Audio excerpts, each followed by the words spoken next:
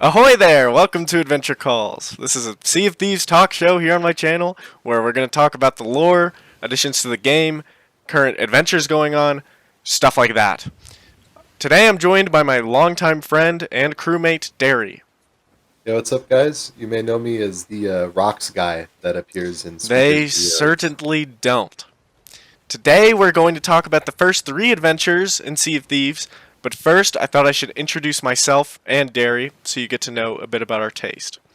I've been playing Sea of Thieves since the beta. I have a tattoo of this game. It's like my favorite game. And my favorite tall tale is Captains of the Damned, which is the third Pirates of the Caribbean one. And what is your favorite tall tale, Derry? And how'd you get into this game? If I were to pick a favorite tall tale, it'd be really tough call between I believe one of it was either Pirates Life 4 or 3 or Gold or the Golden Shores one. But Okay. I got into this game at launch though. Speaker actually bought it for me. I Uh, did. yeah, Speaker bought it for me. And I knew nothing about this game before going into it, but I'm glad that I played it for as long as I have. And if I were to also pick a favorite update until the most recent one, in all honesty, would probably be some of the Megalodon just because of how cool it was Oh, the first time Hungering playing. Deep? Yeah, Hungering Deep. Yeah, Yeah, that that's one. classic. I'm not very good with update names, but That's okay. That's why I'm here.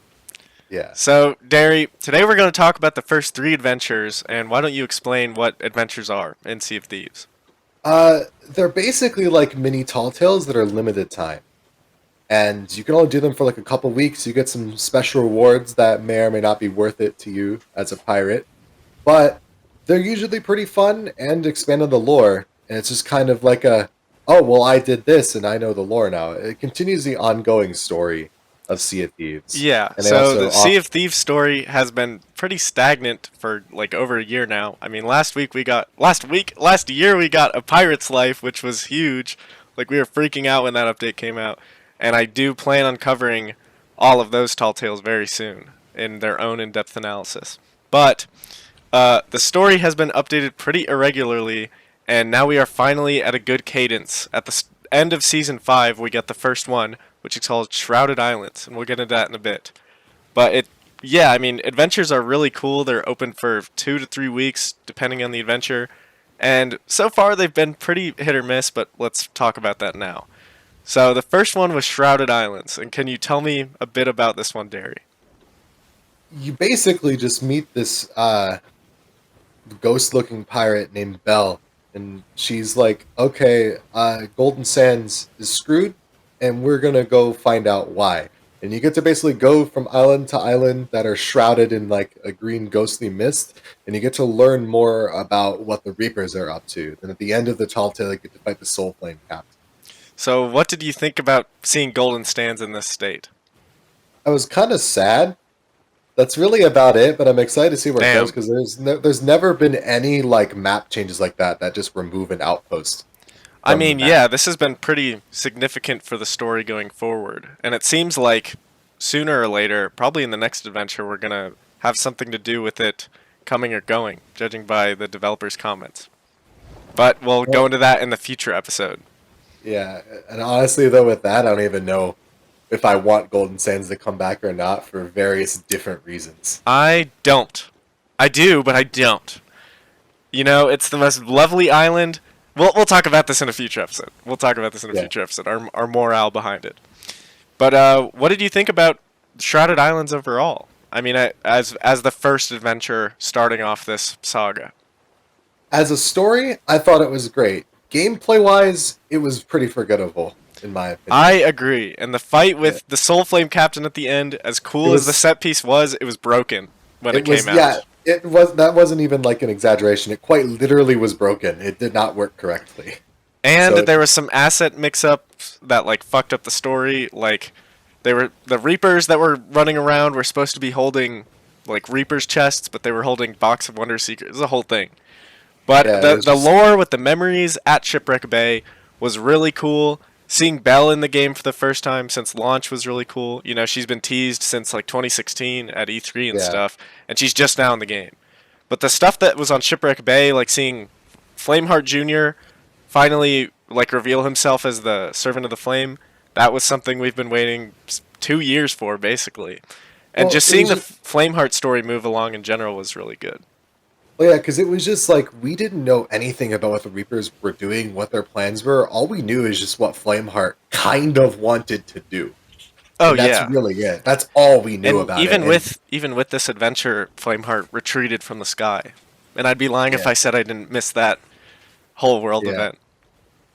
I missed the world event, but I do like how you can kind of still do it with the Order of Souls stuff. But I agree. I hope they bring something like that back, like I something also agree. similar. And it's funny, at the start of season 5 in December they teased all of this actually in a lot of ways. And there was a music video called Call of the Bells that came out. It took place at Golden Sands. It was about a fight at Golden Sands, like a big battle. Um, there's a galleon there with the hunter ship, which teases another adventure in this saga with Merrick. And generally, it's just crazy that they teased all this shit ahead of time, and I like that a lot. Well, it definitely shows that they care about making sure the story is like all figured out and drip fed. Because honestly, if all this was dropped at once, I probably wouldn't have cared too much about it. But the I fact agree. that they're drip feeding it, they're making us think. And honestly, but even just with Sea of Thieves as a whole, with the whole drip feeding mentality, I was kind of on the fence about it at first, but it really adds player retention and makes me care about these adventures because I get time to kind of process them a lot better, especially the That, last one. especially the last one, and we'll get to that. But yeah, I totally agree. Having the world evolve in these ways and like seeing it change over time is really awesome. It finally feels like the world is moving at a regular cadence, and I'm going to be saying that a lot because the story has just been so inconsistent. And now we're getting three basically tall tales an update, and they're just ramping up each time. Anyway, we learn at the end of Shrouded Islands that, from Bell, after killing the Soulflame captain, it weakened the barrier between the worlds, and Flameheart was planning to pull something through from the Sea of the Damned. What could that be, Derry? What could that Oh, be? but of course the Spanish sea forts So, that are just mere so memories. exactly, we learn that Flameheart in the Sea of the Damned, after retreating, has contacted with the Spanish, I guess, and has bribed them into working under him. So he has brought forth these Spanish strongholds from the Sea of the Damned, and now the Spanish serve Captain Flameheart. What do you think about the sea forts before we get into the adventure? Because I I made a review about the sea forts in season 6 overall, but I want to hear your opinion. I think the sea forts were a very good addition because I feel like Sea of Thieves they really needed more quick burst content for the players that couldn't really sit down and play Sea of Thieves all day and grind out everything. But adding like the sea forts on top of the shrine ruins, I think it all puts it all together. Not to mention the set pieces and oh, the music that Oh these sea yes, forts add, and honestly, using the ghost enemies that were kind of lackluster, kind of giving them a purpose. and a Because every personality. yeah, because every like enemy had its own little like wave. The shrines had the Skeleton ocean forts. crawlers, yeah, skeleton forts with skeletons. The ocean crawlers and sirens with the shrines, and now the ghosts with their own forts. And I especially like the architecture in them I because was like just we've going to never, say. yeah, we never saw anything like that in Sea of Thieves besides in the Pirates Life Tall Tales, with actually the Spanish forts that we saw in those. Actually, And I want to those aren't put that this solid. on record because I've been telling everyone in my friend group, but now I want to put this on recording. In a year from now, all the outposts will look like that, and they will be technologically advanced. We'll do Tell it. me I'm wrong in a year. We'll see. We'll see. I'll do it We'll see. We'll see. as of whatever this is uploaded. Yeah, yeah. Anyway, so in the second adventure, Forts of the Forgotten, we learn that all the inhabitants of Golden Sands that were shrouded in the mist, well, they were gone from the outpost, I should say, have been locked in these jail cells. And this adventure, in my how about you say your thoughts on it, Derry? Because all we really do in the adventure is go seafort to seafort, save the inhabitants, talk to them. There's some lore reveals which I'll go into in a minute, but it's I just didn't like it that much. What about you?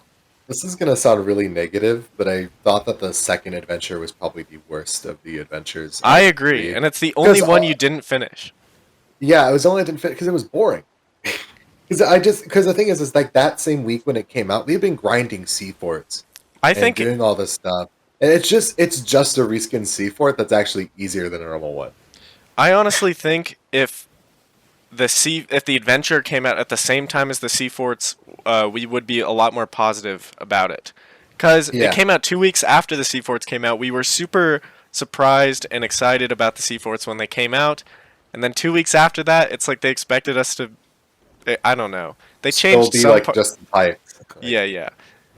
They changed some parts about the fort, but not much. they were just kind of easier renditions of like the sea forts and all that stuff. And I thought it was kind of annoying because we had been playing sea forts for like 2 weeks at that point, and it wasn't really new content, it was just new story. Which I'm all for story, but if like gameplay can't catch my interest, I'm not really able to pay attention to the story. And I wasn't really able to finish it either because a lot of player interference. I completely agree. And as much as I like the Sea Forts, and I still complete them to this day, like I still find a lot of enjoyment in them, and sometimes I just do them for fun. Like I don't even need the loot. The prison key and saving the prisoners was all RNG. Like it was, you were never guaranteed specific Golden Sands members at different forts, You and that couldn't just do made it it all in one. frustrating. Yeah, you You couldn't couldn't do do it it in all in one one go. session. I had to like come back 2 weeks later and finish it, which felt really annoying. Not to mention it was kind of buggy with how it determined like what C posts were or not C posts, C forts were completed. That was partially the reason why it was the only one I didn't finish was because we had actually technically finished it, but since we did one of the wrong C forts that was all the way across the map, we were like, okay, well we get the gist of it. I just did play it. So But oh, you were saying? yeah, but the story was really nice. All the reveals and the setup for the next one, all this other stuff.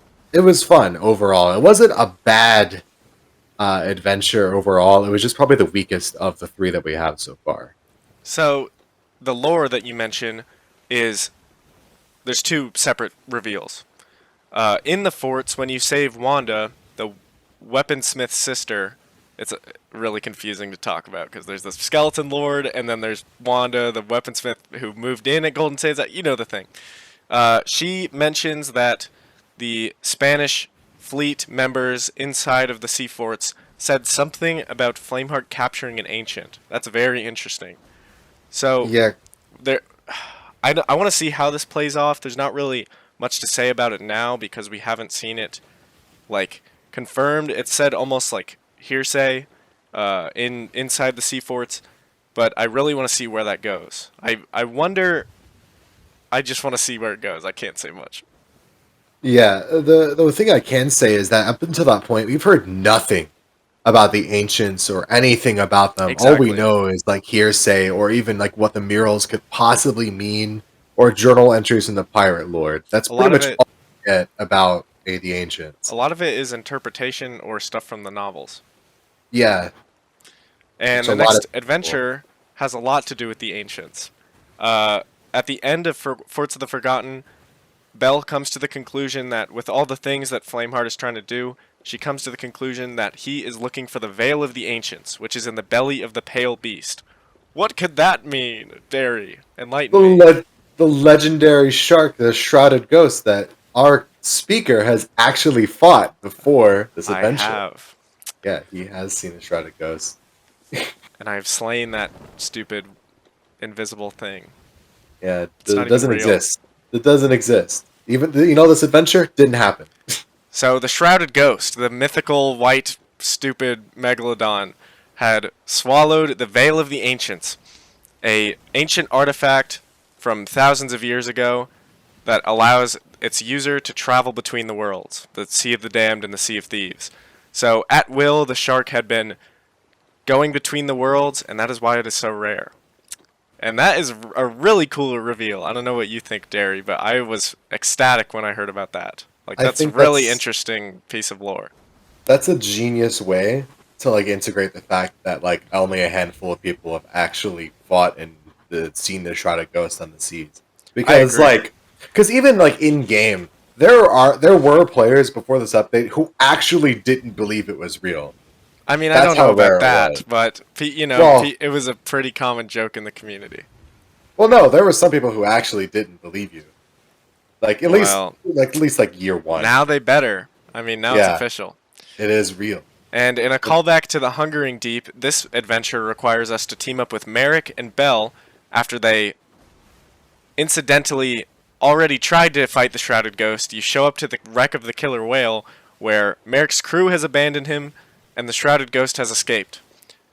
So, you have to perform a summoning ritual by hunting 4 megalodons across the Sea of Thieves, and playing a shanty to bring the shark to the overworld.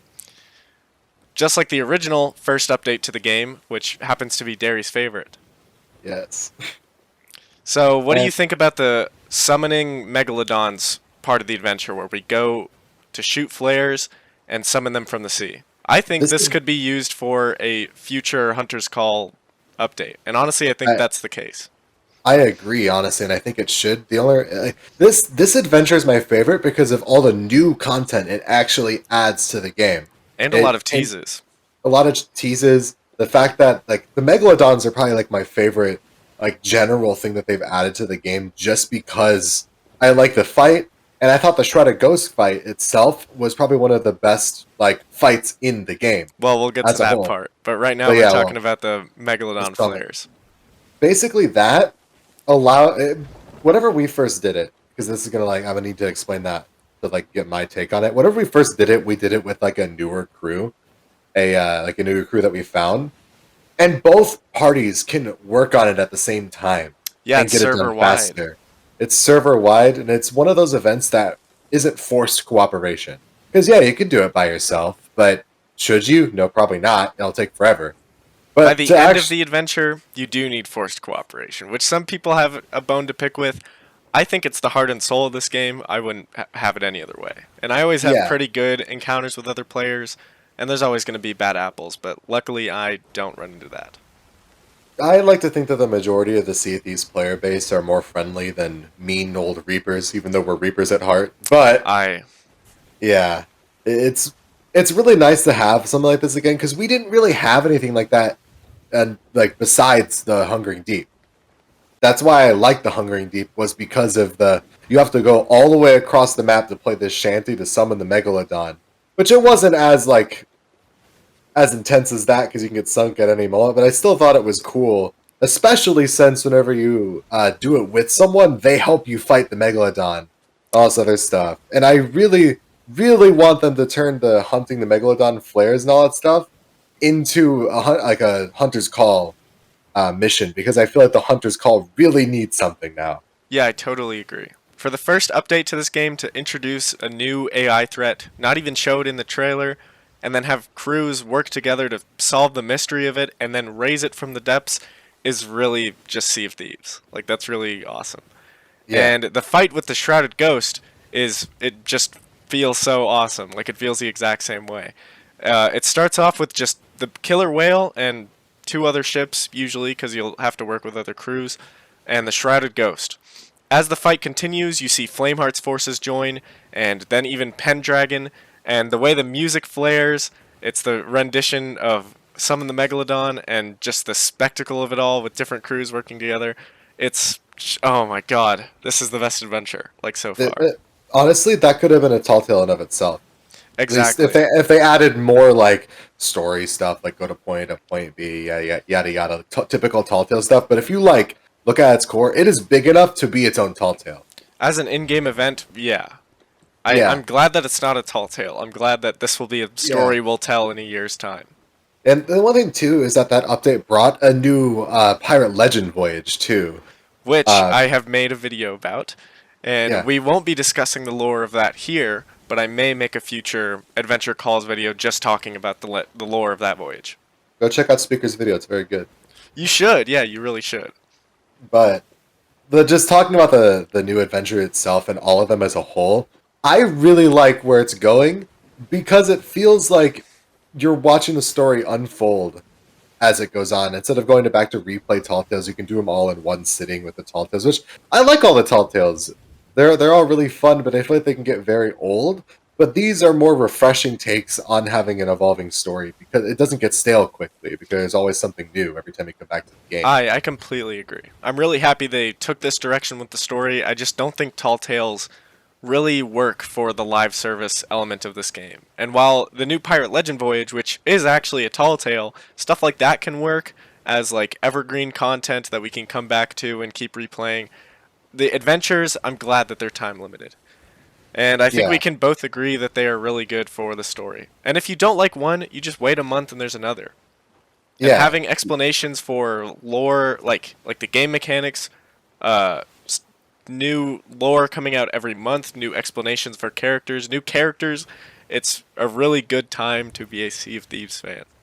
I really do think that if you were gonna like not get into Sea of Thieves, or but you were thinking about it, this is probably the best time to get into the game. I really don't think it has really been any better I for new totally agree. players and older returning players, Pirate Legends who have been starved of content for like 3 years. And now we can But drink till we die. yeah, basically. And I just think it's like what Speaker said. It's a really good time to be a Sea of Thieves fan, new or old. And I'm really excited to see the direction of this game because, yeah, it's a live service game, and these new things they allow it to be better because it felt like it really didn't know what it was doing for a long Yeah, time. there's been a sort of identity crises with Sea of Thieves, knowing like the monthly updates and stuff like that. Some of them were really strong, but a lot of them were just kind of hit or miss most of the time. Like it was always a double-edged sword. And now we get that monthly cadence of story content, but we still get big drops in content with the seasons. Yeah, Any it last also words you took. want to say about the adventures? I think that they were a good addition, and I think they should keep it up with what they're doing. And I'm really excited to see what the game has going forward with the story and the new content that is added. And which is your favorite character we've seen from Merrick. these new adventures? He's Merrick? not well. Oh well, he's not a new character. Merrick's been around for a while. Honestly, really, Merrick is a good answer. I mean, I'm yeah, satisfied with that. I'm really happy yeah. we get to see Belle. I feel like Servant of the Flame is a character I've really wanted to see in the spotlight for a while. And Flameheart Jr. I mean, that's a crazy lore dump. And Well, I really yeah. hope we see more of Servant of the Flame. I want to Well, know more about him. especially having like reading the books and seeing all the stuff unfold when you know what happens in the books. It's probably very good to see a lot of this stuff get explained Oh, even definitely. further in game. All this other stuff.